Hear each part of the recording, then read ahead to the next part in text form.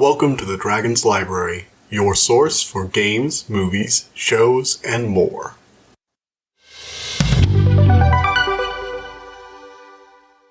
Hello everybody, and welcome back to the Dragon's Library. So today we are reviewing Gallant, a book by V.E. Schwab, which came out in March, but I haven't reviewed it yet because I hadn't really at the time, and then I didn't think about it earlier, so we're reviewing it now.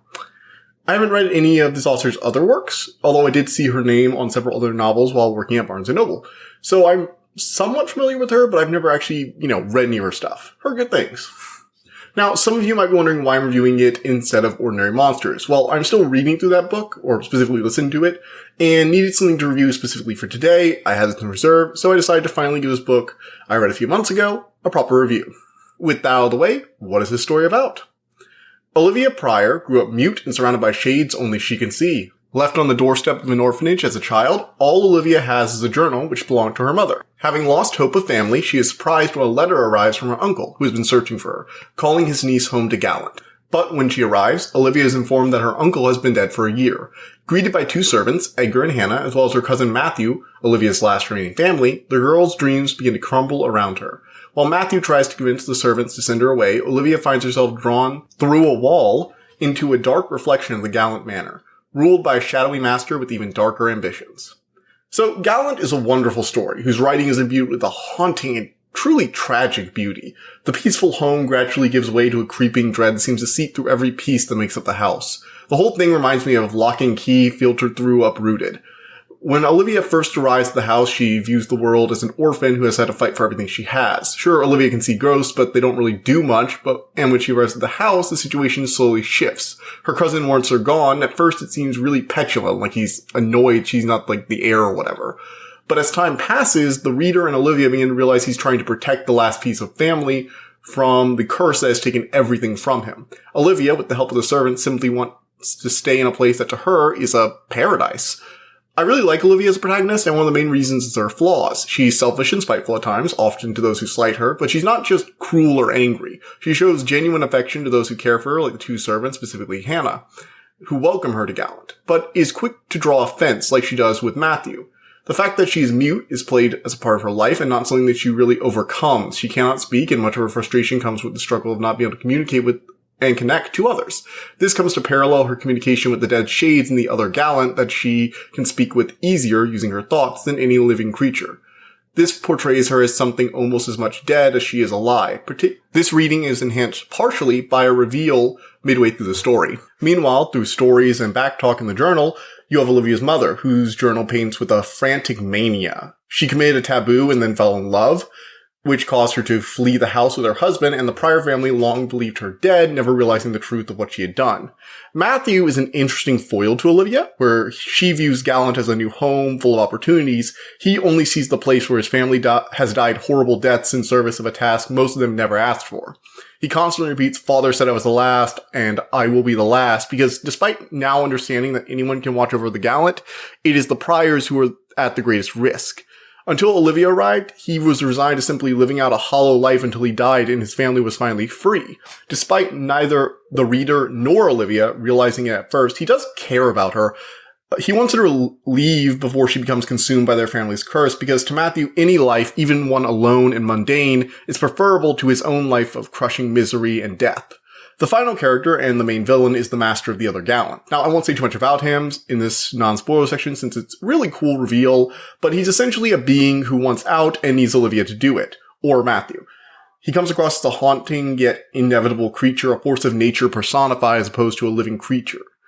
Dangerously intelligent and with a calculating cruelty, every time he's in a scene, he seems to suck a bit of life from the world, which is just beautiful, replacing it with a cold facsimile. Honestly, he's just an absolutely wonderful villain. Schwab has a truly captivating writing style that seems to complement the haunting performance of Julian Rind-Tut. The Audible audiobook is definitely worth seeking out. Usually an audiobook is just an efficient way for me to read the books for review, but sometimes I come across a reading so good that I have to recommend it. If you can get the audiobook version, do it. Well, I guess that's about it. So having gone over everything, I'd like to give this a 9 out of 10.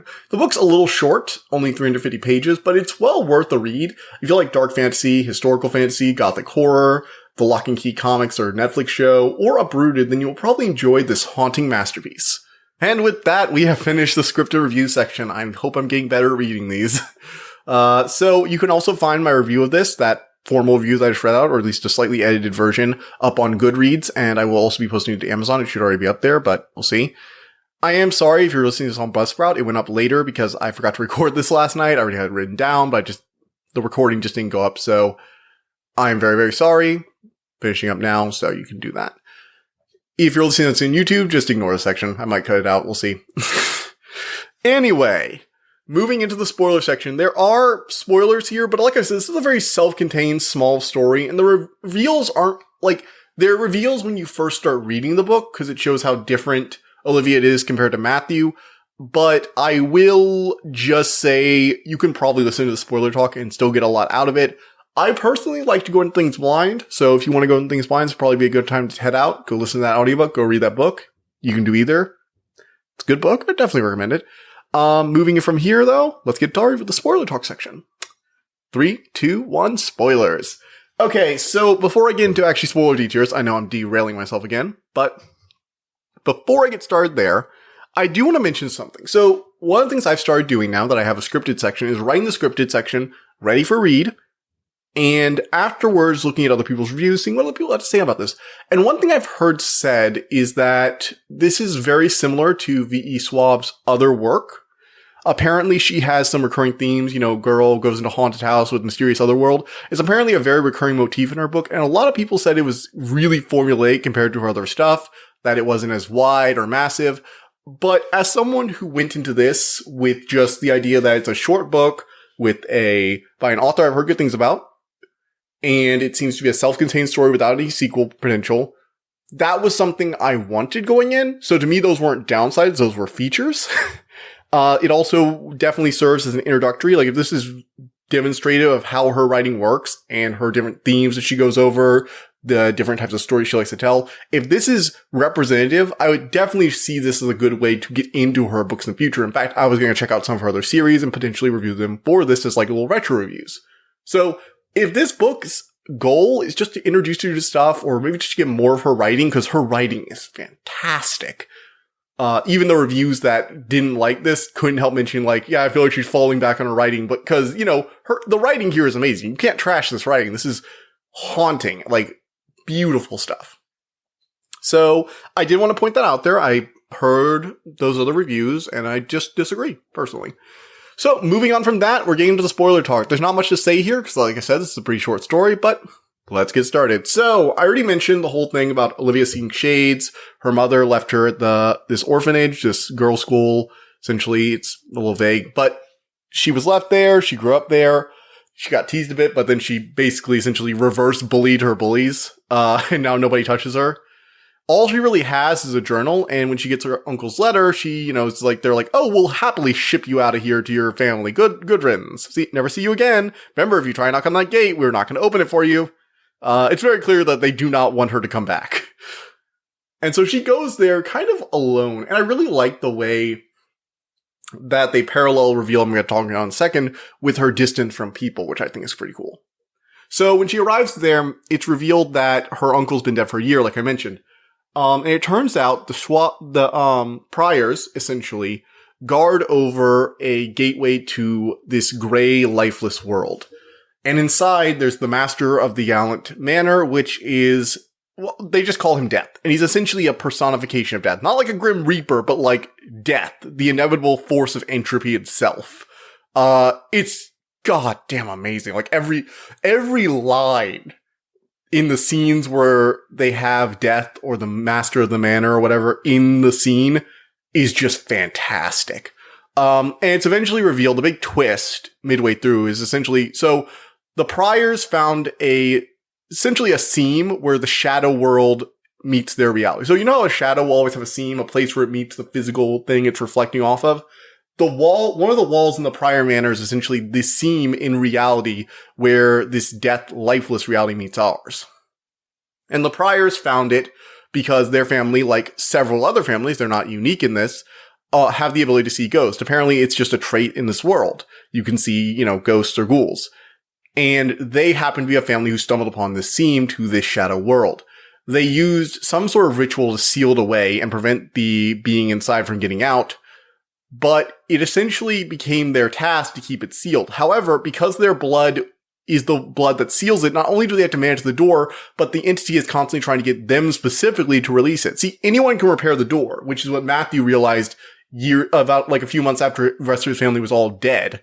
He suddenly realized we didn't have to stay here. We weren't responsible. We just had to make sure somebody else. We've actually been putting ourselves at risk and the whole world by staying here and watching over it. And now he does it because he just doesn't have anything left to do. Like, this is all he has. This is all his family has ever done. And so his plan before Olivia arrived was basically to die eventually and pass it over to his servants who would maintain essentially a line of people to keep the wall maintained. But once the priors were dead, they couldn't do it. See, the only way to open the door is a prior has to willingly give his blood and open the door themselves. It can't just kill them. In fact, it's lured priors into the garden on the other side multiple times, but it found out that their blood, if they don't willingly open the door themselves, it can't do shit with the blood. And most of them are cautious enough to close the door when they come in. Basically, it can't get out unless they let it out, which is very interesting from a certain perspective.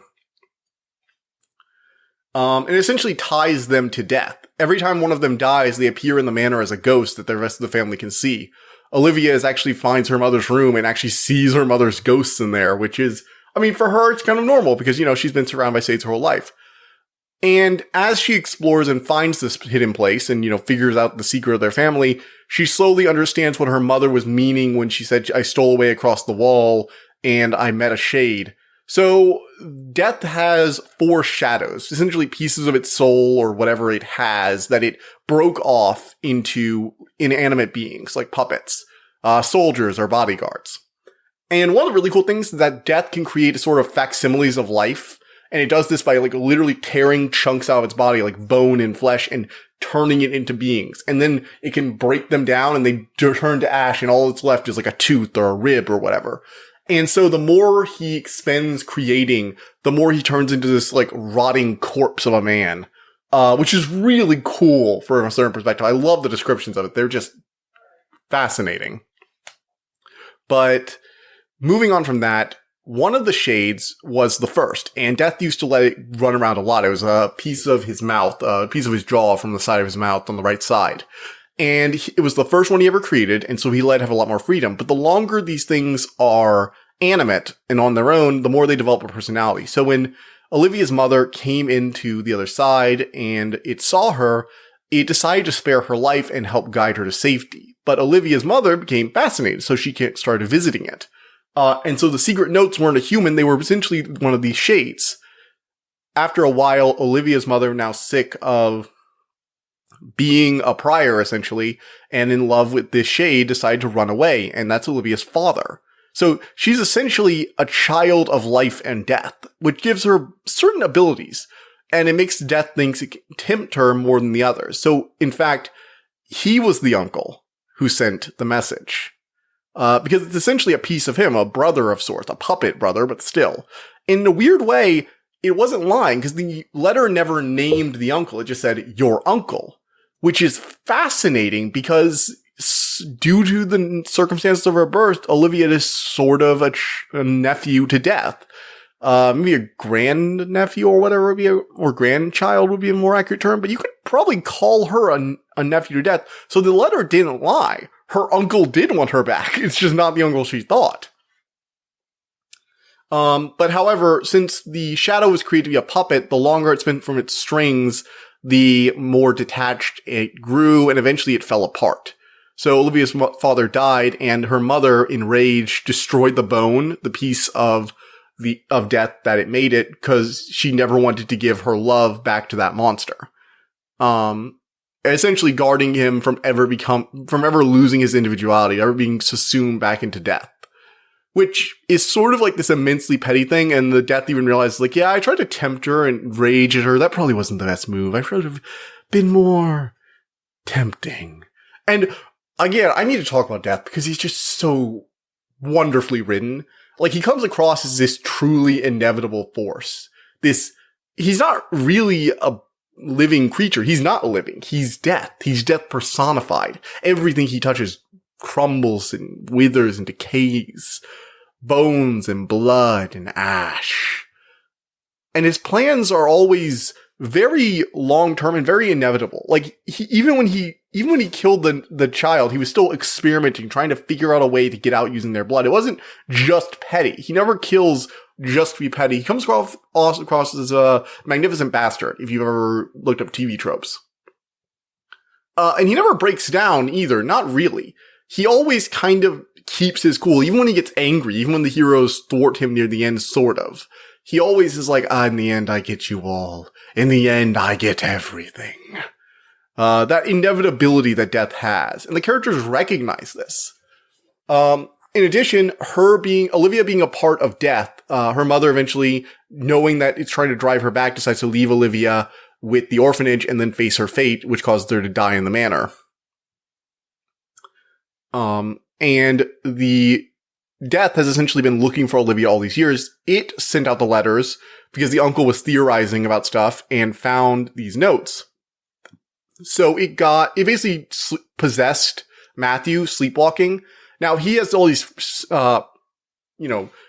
safeguards against sleepwalking to like open the door or anything. It knew it could never get that done, but it did manage to look at the addresses and possess someone else in the house to essentially send out a bunch of letters in order to draw Olivia back here, because Olivia is a little different. See, since she's a living thing who was born of death, in the normal, she has a sort of authority over ghosts and ghouls. It turns out she can actually control them. And it's first manifest in the Gallant, where she could since she can't speak, her voice is essentially always in her head. But in Gallant, in the other Gallant anyway, her voice essentially calls out like a megaphone to all the ghosts and spirits in that other world, all the people who died on the other side that were drawn in and murdered.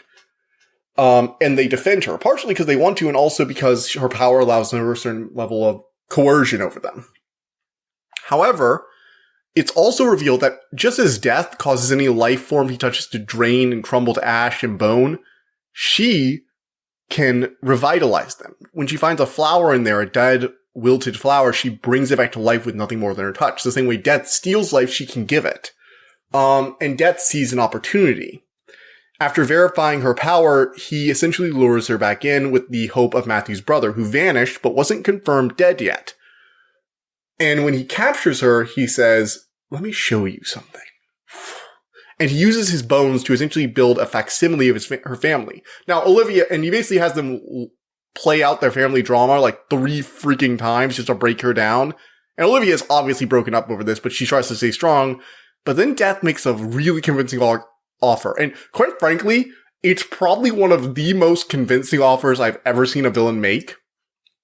Basically, he informs her that not only can her power bring things back from life, but if their ghosts are around, she might even be able to restore true life to them. He could turn these facsimiles into the actual parents she lost. The shadow is still a part of him, even if the bone was destroyed, and her mother's ghost is just right on the other side of the door. Her power could fully revitalize her parents. She could bring this whole lifeless world back from the brink. Essentially, Death's offering her a trade. I will take your old world, the world where people shunned you, disliked you, even your own cousin wanted nothing to do with you. And you will get your family back, a whole world that you can fill with all the life you want. He's essentially like, I've used up this one. We can swap. And then, centuries from now, when I've drawn your world to a lifeless husk, I will come for yours. But you'll be long gone. So what does it matter? And it's just this moment of, like, Olivia will not be happier. Truly, she could be as happy as she wants in this world. She has the ability to revitalize all the plants, all the animals. She could bring this shadow to a glory on par with the world she came from. There are plenty of ghosts whose bodies she could remake. Plenty of her family and countless others over the centuries who have been drawn in here that she can bring back from the brink. She could build a whole new world here. And it would be real. They want to make that very clear. This is real. But death can't make it real. Only life can make it real. Only Olivia has the ability to make this world an actual living world. But she realizes she would have to leave an entire world to die. She would have to essentially throw away everyone else. And she has to overcome that. Because a part of her does want it. A part of her wants to do it. But she knows that she can't. She can't let this thing have an entire world. Even if she could bring this world back, it would still, even at its best, be a pale reflection, only designed to make her happy. Yes, even if the world continues out there, even if she manages to bring back enough ghosts to make it just as vibrant as their world, even if she revitalizes every plant and animal in this realm, it would only be a pale reflection she created at the cost of millions of lives by unleashing this monster. And she refuses, she escapes, and then while they're trying to get out, after learning that Matthew's brother was actually dead and this was just a trap, obviously, they know it's a trap, they figure it's probably a trap, but they're trying to outsmart it. And when Matthew sees the facsimile created like his brother, he's just like, Olivia, just look at him. It's not him. And I actually like that Matthew, the one who became so desperate after years of not wanting to do it, like, Matthew's the one who recognizes it. Olivia was actually really encouraging it to go on, but Matthew takes one look and is like, I want to believe that's my brother, but it's not. It's not. And I have promised my family I will not fall here. It's just this great moment where Matthew finally accepts Olivia, essentially accepting Olivia over the promise of his brother, which I really like as a theme for him, because Matthew essentially pushed everyone else away after his brother died and his father died, and all his family have been just essentially murdered by this monster over the years because they hold the gate closed with their blood. And in the end, while they're trying to reseal it, he ends up having to save Olivia's life and die. And instead of the lonely, quiet death, alone in his room, chained to a bed that he thought he was going to have, it's surrounded by the servants, Edgar and Hannah, who loved him, who cared for him when everyone else was gone, who tried to remember the happy boy before he had been forced with all this responsibility. He wanted Olivia to stay with him, to be with him in these final moments, because he realized that she was his family, and, you know, he didn't want to be alone at the end. Which is, you know, kind of sad. It's essentially this child. It's like, he's like 14 and he's been essentially forced to accept the reality that he will die alone in this house, fighting back the tide of an evil that his family could have ran away from a long time ago and probably would have been better off for both the world and them, because then it wouldn't have had a chance to escape. And Olivia, Edgar, and Hannah end up burying him. Olivia uses the ghost to push the death back into the door, seal it up, and she essentially takes over Matthew's duties, but this time she tries to nurture the place. She tries to, essentially, it's a sort of bittersweet ending. Like, Olivia's gonna stay here, but she's kind of happy here. It really describes the main difference. Olivia thought of this place as a paradise, which it wasn't. Matthew thought of this place as a punishment, his only duties, it's all he had left, and his responsibility, which it wasn't. It was his and Olivia's responsibility, which he didn't want to acknowledge. And it could be a home with her and him. She was his cousin, his family.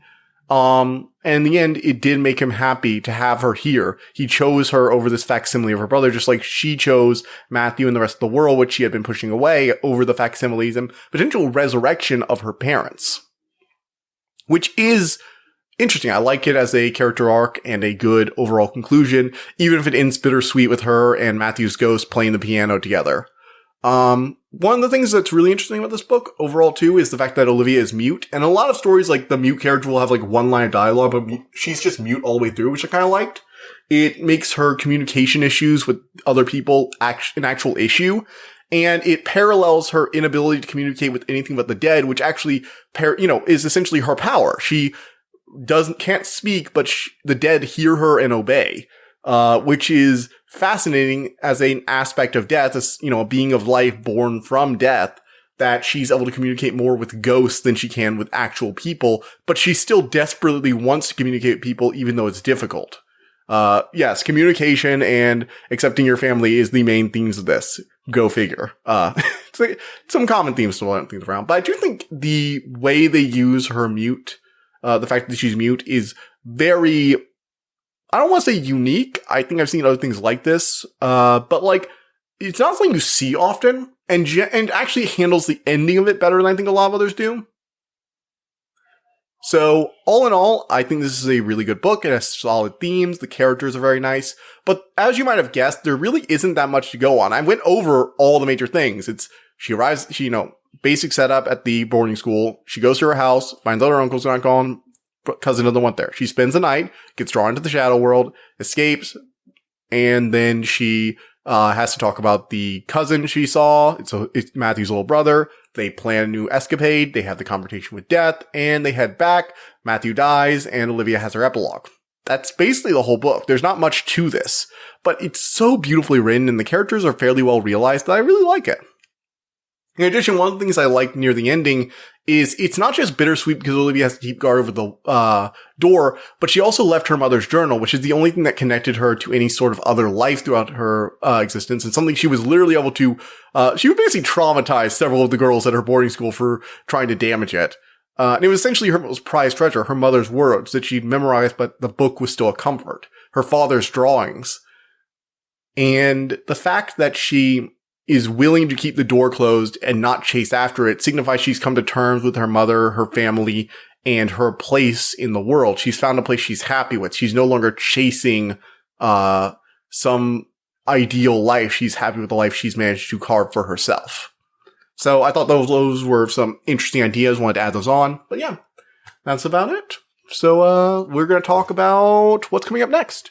So this week, if you're listening on Buzzsprout, or last week, I am doing my Quarry stream. Now, next week, or if you're listening on YouTube this week, let's just say I'm recording this on July 5th. So if you're listening to this on the 12th, then know that I am not going to be streaming on the week of the 11th through the 16th because I will be on call for work. I'm hoping to finish the Quarry up this week, so that won't be an issue.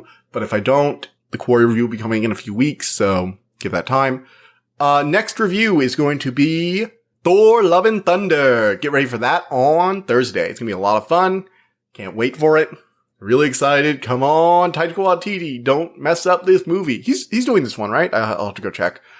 Anyhow, that's basically everything for now. See you guys next time. Bye.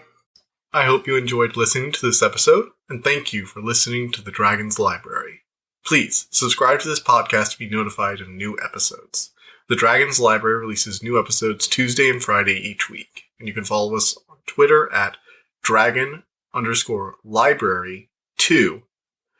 If you want to suggest an episode topic, my email is in the description below. And as always, thank you so much for all your support.